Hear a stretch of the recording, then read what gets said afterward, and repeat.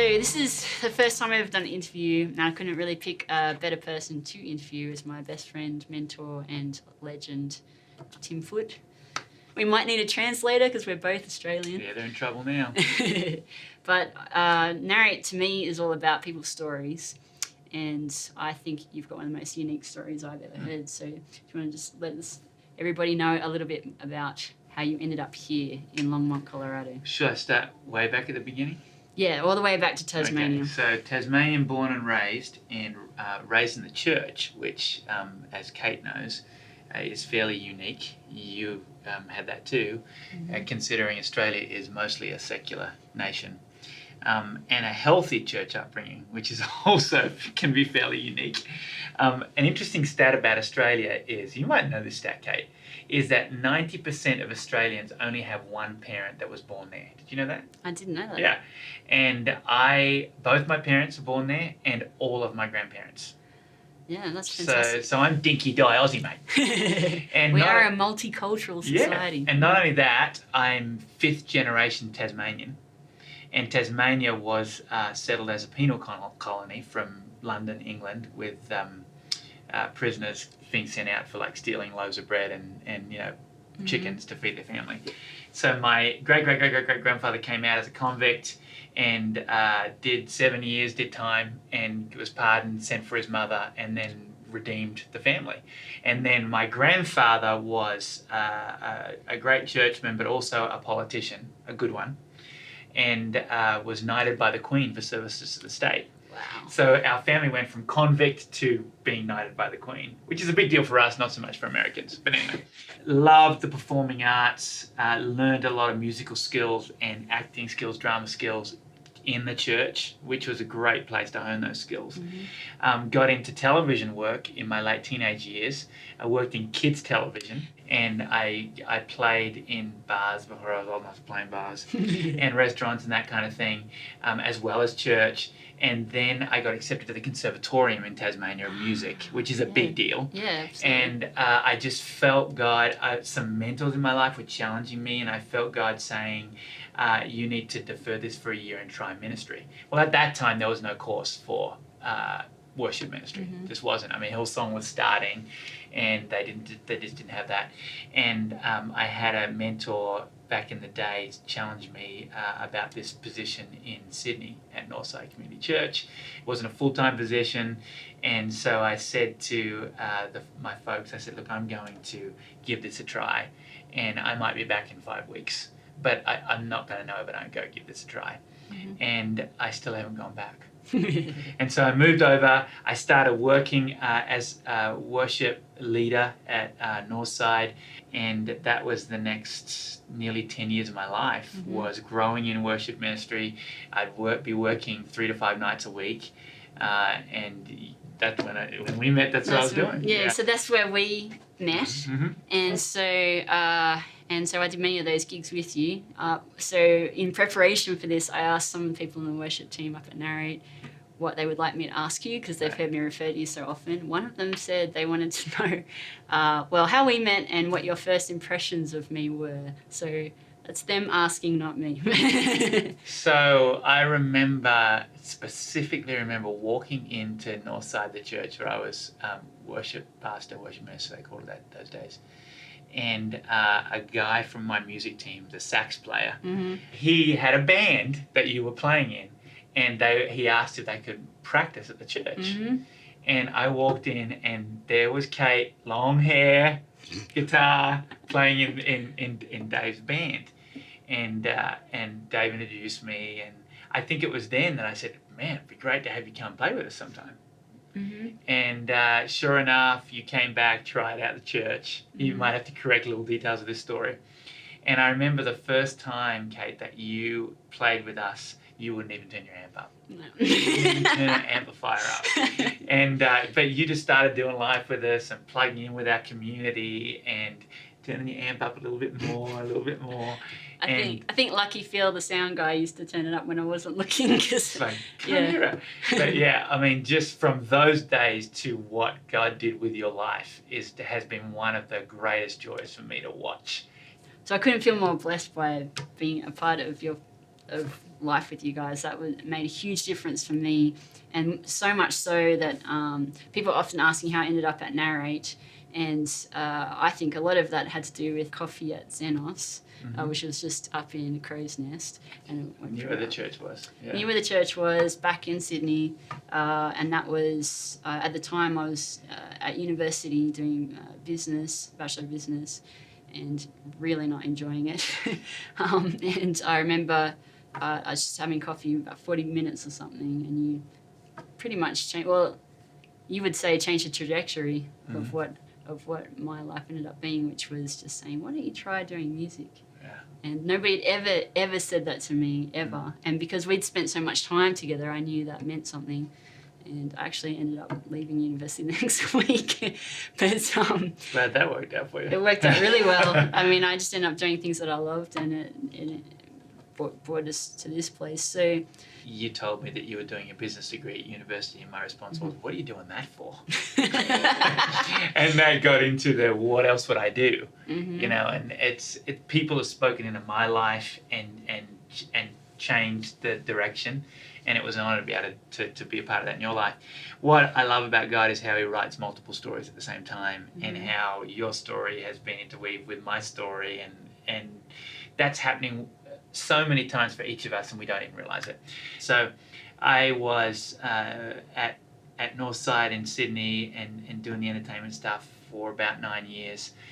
Back in 99, Rick Russo, who's the senior pastor at what I call my home church here in the US, was keynote speaker at a conference in Queensland, which is one of the northern states of Australia. They flew me up to be guest worship leader, and we just hit it off, loved working together. And he was only spending the weekend in Australia, which is nuts. And he was flying out of Sydney Monday morning and flying back on the same flight as me to Sydney. And I said, well, you're hanging out with me. And he saw me lead worship for our Sunday night service. Maybe you were playing that night. I think I was talking about this with Mandy the other night. I think I actually was there because I remember you coming in straight out of somewhere in Queensland. So it's crazy. So he came back, and then I showed him around the city. I dropped him at his hotel, I think at like 4 a.m. He flew out at 6. But we stayed in touch for a couple of years, just emailing every now and then. And then actually my wife Mandy was over here for some work in 2001 June. And I said, look, I'll come, because there's some music stuff I want to do, and while we're there I'd like to go to Praise in the Rockies, which is a thing that happens in Estes Park, and we can drop by Lifebridge and actually see if it's as good as Rick says it is, because senior pastors have a tendency to over-exaggerate things. And not your lead pastor. No. Anyway, not at all. and so we dropped by, and on that trip, that was when Rick said, you need to join our staff, and I was like, no.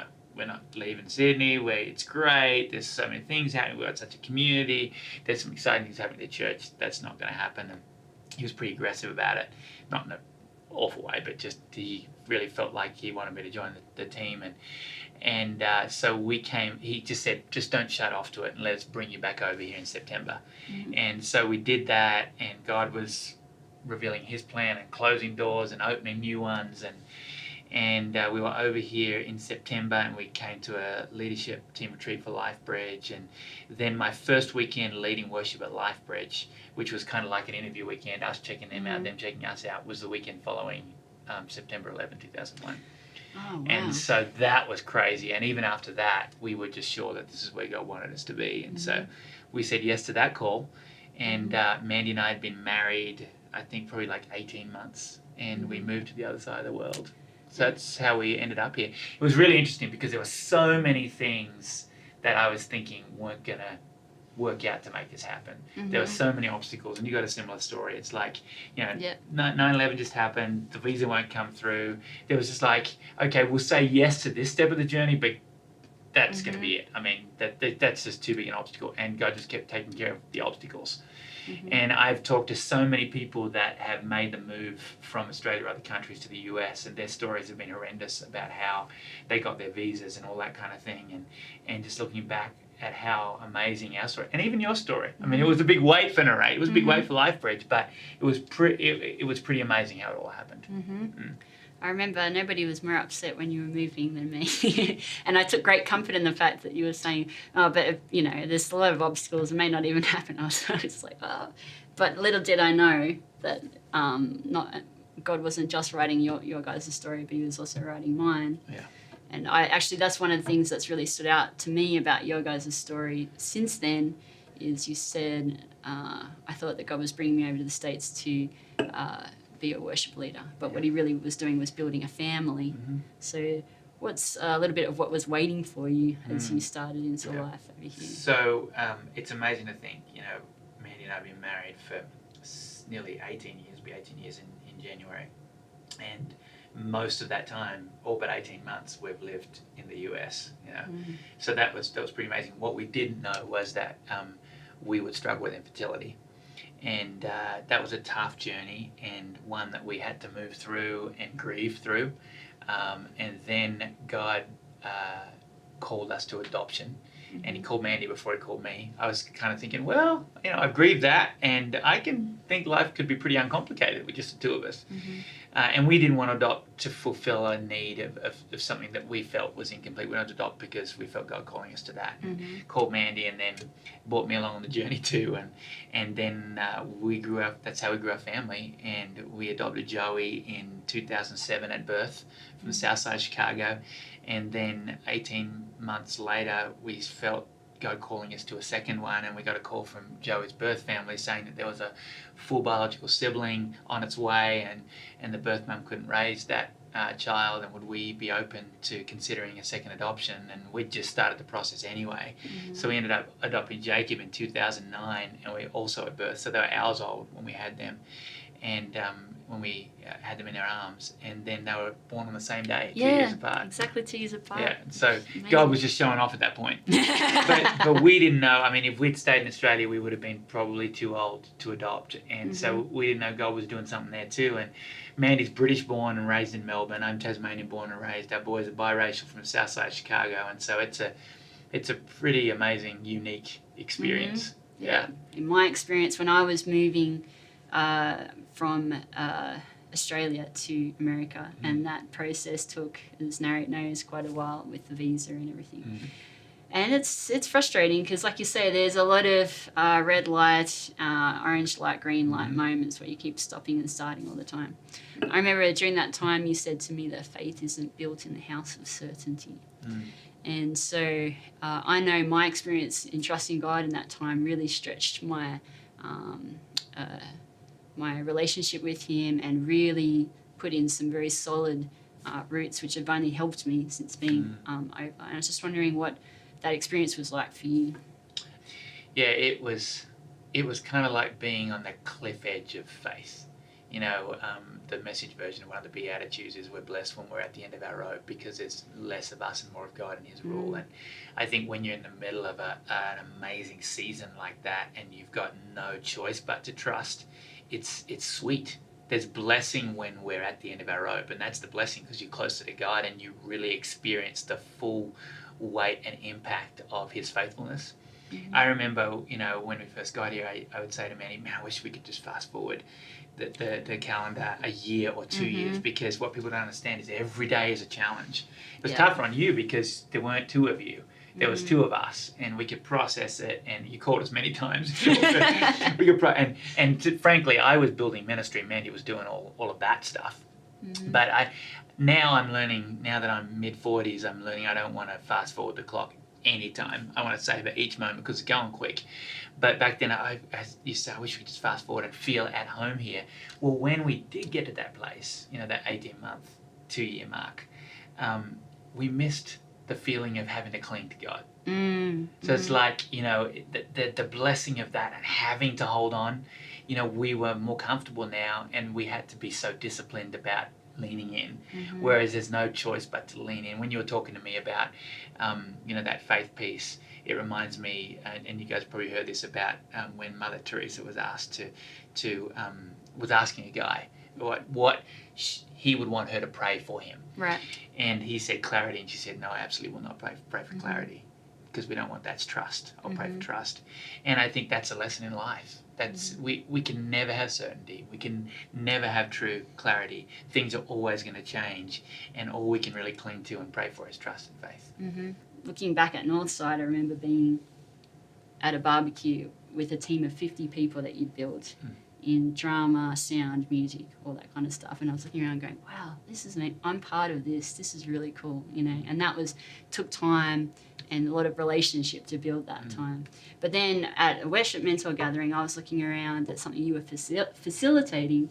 It's like 50, 65 people all going back to teams of their own. And I thought, that's really blessed multiplication. That's like your faithfulness and God's faithfulness meeting in the middle. Right. And so just talk to us about some of the new challenges and things that you've stepped into over here. So not only leading LifeBridge, but also with Slingshot, and you're working as a lead associate with them. Yeah, it's interesting looking back at my time at Northside and the valuable lessons I learned at such a young age of building teams and mobilizing volunteers and helping volunteers see their volunteer position as so important.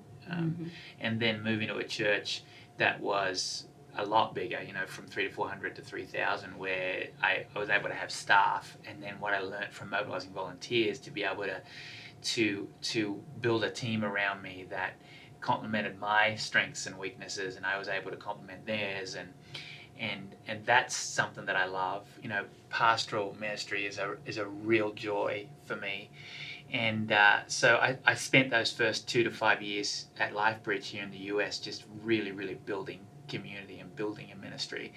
And a friend of mine, Monty Kelso, who's the president of Slingshot Group, staffing and coaching group out of California, he'd been a friend for quite some time and kind of part of my tribe community around the country.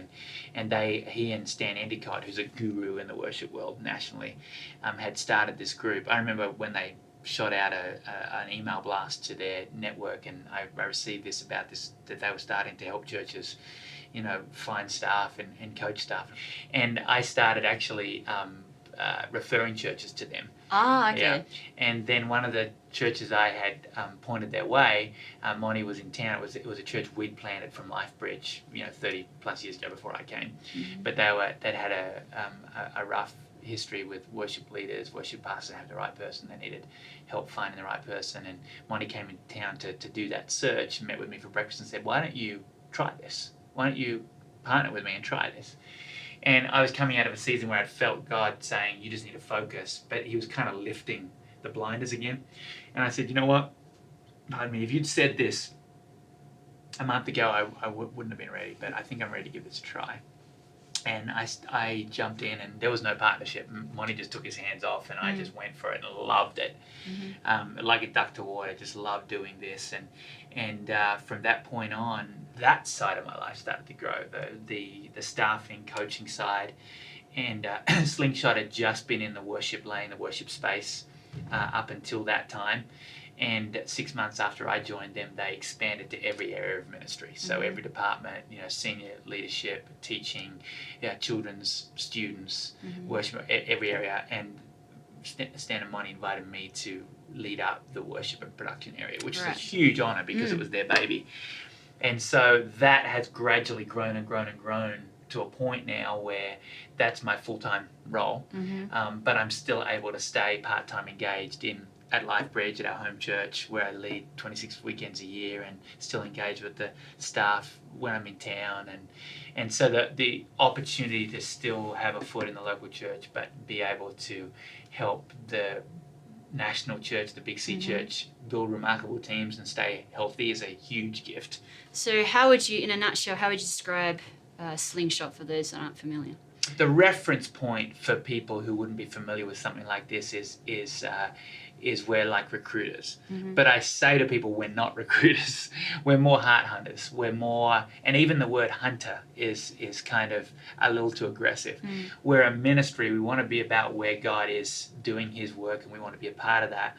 And staffing in the church has become one of the biggest giant problems.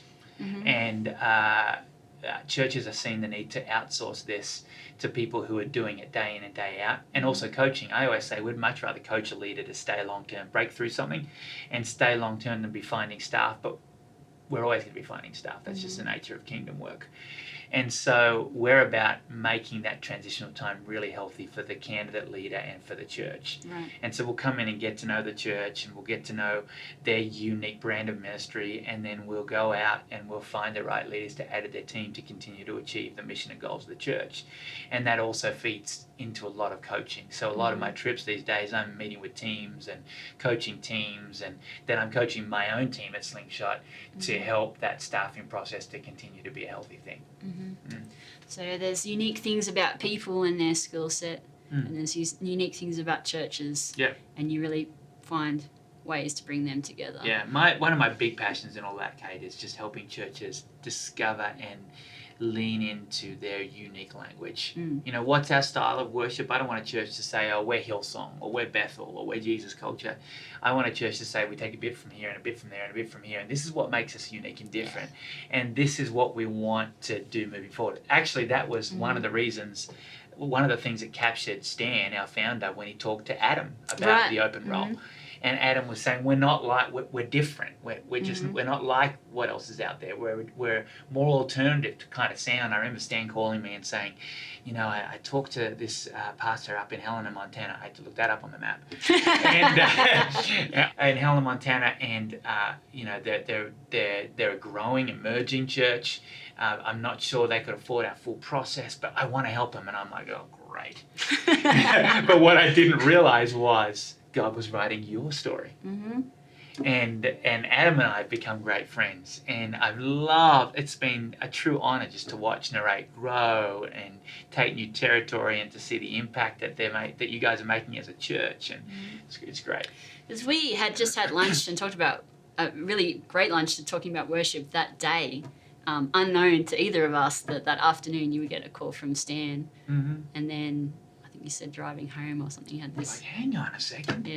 Yeah. People always ask me, how did you end up in Helena, Montana? And it's like, well, I was friends with Tim. And you know, not only that, but you had been sensing God was going to do something. I mean, there'd been like probably 2 other trips prior to that you kept saying to me, God's just doing something, and I'm not sure what it is, but he's doing something. And that's how I ended up in both places, you know, Sydney from Tasmania and Longmont from Sydney, Colorado from Sydney, because I sensed God saying, trust me, because I'm about to shake things up here. It was interesting because I actually had inquired with the lawyer we ended up using a year prior, because I felt like there was something there, and it was a very broad but very repetitive prayer of mine that I would be used somewhere in ministry. Overseas was okay, using my gifts, and that was just the prayer. But it went for about over 2 years, and then I remember 2 weeks or so prior to that lunch and prior to that opportunity, a couple of people that I was working with up in Minnesota both pulled me aside, and this had never happened before, but pulled me aside and, have you ever thought about doing ministry? And I was thinking in my head, I was like, yes, but not that I would say out loud except for in prayer. And that's so a scary prayer. Turn the amp up. But see, and that's a scary prayer, because, you know, when we pray a prayer like that and we give God our availability, he does amazing things. And that very prayer, you're saying that God would use my abilities, he's used abilities of yours at Narrate that you didn't even realize you had. Yeah, that's very true. And it's been amazing to watch that. And that's the thing. You're so aware, or I'm so aware at least, it's really not me. It's what God wanted to bring, you know, through me wherever I happen to be, and that's the same thing that I'm very honoured to see when I'm hanging out with you. What are some things that you see trend-wise? Do you see some things across the nation or across the churches that really speak to you, that are kind of emerging? I think the biggest thing in the worship space that I see emerging is a focus on the holistic experience. And it's like, it's no longer just about leading a bunch of songs and having a message. It's about how do we cohesively work together to take people on an experiential journey from the moment they arrive to the moment they leave, and how does that flow into the week? And what does it mean to live a life of worship? And so I think the big thing I'm seeing is churches realizing that they just have to get intentionality of language and branding of who they are, be aggressively more them, and how does that translate into the entire experience when a person is connecting with the church in any way at all? I mean, the front door now is the website. and then the followed close second by the gatherings on a weekend. Mm-hmm. And how is that moving the mission forward in important ways?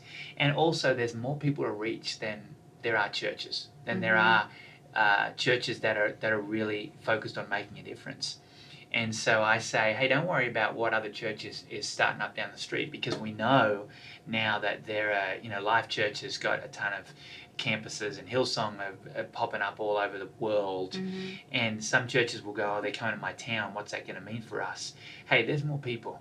What it means for us is that we work out better who we are, and we become more aggressive about who we are, because we're not them, and God has given us a unique message and a unique way to reach this culture, and we have to continue to seek out what that is. And so I think I'm seeing that that crossover specifically into the worship space, Right. because worship, the worship leaders, the worship teams that serve in that ministry are culture carriers, and you get to be a part of shaping that message. Yeah, for sure. When I was preparing for this, I did ask a few people what they would like me to ask about worship. One friend said, "Why is it that we sing? Why don't we get together and paint or play Legos or or juggle? What is it about singing specifically? What is it? What's the value of worship?" Yeah, the truth is, you could get together and paint. And you could get together and build Lego, and some churches do provide opportunities to worship in different ways, which I think is really, really great. But we sing because something spiritual happens when we gather together and we raise our voices together. And I often say to people, the most I learn about worship leading, I learn in the piano bar. Yeah. Because, and you sat there night after night with me, because sure. the same people would come back, and lots of people would come, and it's because people have two innate needs, and that is to be needed and known. And I think when we come together and we raise our voices together, there's an amazing sense of belonging that happens, but there's also some kind of spiritual sense of connection that happens. Now, not everybody's prime worship language is singing. Some people's prime worship language is painting. But there's something special and it's been happening for centuries and centuries and centuries. And when we gather together in the right way, it's the where two or three gathered in my name. It doesn't say gathered and sing, but something happens when we gather and we have those connection points. When I'm coaching worship leaders, I always say, just focus on there being one or two connection points for everybody in the room. Not everybody's going to connect with everything. And so when you choose songs that are singable, choose songs that they're going to bring energy to the room, that are going to create moments, but not just songs. Think about creativity, think about spoken word transition, think about scripture, and then of course we have the teaching portion. Has prayer play a part in the worship gathering? But music is a very emotive thing, and it's why you guys utilize often secular songs and calls to worship and mix it up a little bit. Music just it's a gift from God, and it has power. And I think something special happens when we raise our voices together. I saw it happening in the secular world, and yet the God piece was missing. And so to have that stark comparison, and then to be in the church and see what happens when it's in an environment where the Holy Spirit is moving, is just powerful. So, what does worship do for God? The scripture I keep going back to is that He delights in our worship, and I love it when my kids climb into my lap. I love it when, I came home from a trip late last night, and I went up and, just snuggled up with my boys for like a minute, just to let them know I was home. And Jacob, who will sleep through World War III, just as I was leaving the room, just said, "I love you, Dad." And that for me is just such a tangible picture into God, the Father heart of God. And I think when we sing to Him, when we tell Him how much we love Him, it just blesses His heart. And I think it draws us closer. It opens up our perspective of who He is. It connects us to Him, and for Him personally, it just delights His heart. Yeah. There's something really powerful about coming together each week and by singing, I always feel like it's really saying that you're trusting what God's doing, and no matter what the circumstances that are floating about, because those things change week to week, but God doesn't change, and so to come in and step into that together is powerful. Another analogy for me, and it's not so big in the US, it is in college football, but in Australian rules football, each club has a club song. You know, Right. that used to really hit us. And it's happening a little bit more in the NFL now, like the Denver Broncos, the best team in the NFL. They have a song, a fight song, and all the college teams have fight songs. And when your team wins in Australia, you should hear the fans sing the club song. Now, this is a bunch of football fans, most of who can't sing. You should hear the players in the club rooms. It's always online when a team wins on their club site, their players. And it's horrendous. Like, they can't sing, they got no tempo, but they are singing with all their might. Why do you think that is? It's because they're celebrating. And I think too often we get so messed up and confused about what worship in the church is. But we're celebrating victory. And we're celebrating our trust in God, but there's also lament. We're also struggling and admitting our dependence on God. And there's just doing that through song and songs that's why the hymns are so powerful, because people who've grown up in the church, it reminds us of God's faithfulness. But that whole football club song idea, it's like that's pure worship. And I think too often in the church we forget what we're doing. And it's a pure form of worship.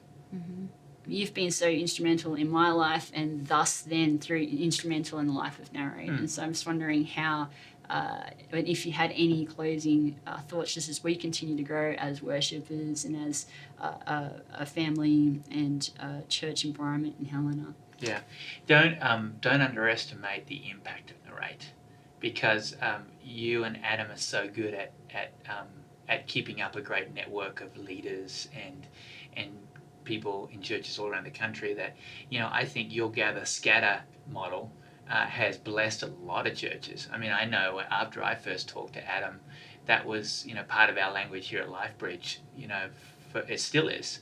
So don't underestimate the impact. But as you guys grow as worshippers, I would just encourage you to continue to embrace the uniqueness of this community of believers. And that's what I love about how you've been embraced by Narrate, Kate, and the people that you've brought along with you, and the staff team that Adam has assembled, and his understanding of what makes you unique. I think that the more you guys understand that about, this is why I love my church, we're this, and this, and verbalize that, and invite people along on that journey, and then inviting people into that deeper worship relationship, whatever that means, realizing it is beyond music, but music is a big part of it, and encouraging people to really open their hearts to the experience and the journey that God is leading you on as a church. It's such a privilege to journey together in community. So many people throw their arms up and say, hey, you don't have to go to church to be a Christian. No, you don't. But you miss out on a huge opportunity to grow. A huge opportunity to grow. And regular attendance is so important. It's a family. And embrace the family, because you look back after 20 years at one church and be so grateful for the ups and the downs, because that's how God moves in the valleys and on the peaks. Sure. Yeah. Thanks so much for making the time, and thanks for journeying with us. Thanks for having me. I'll get up there one day. Yeah, for sure.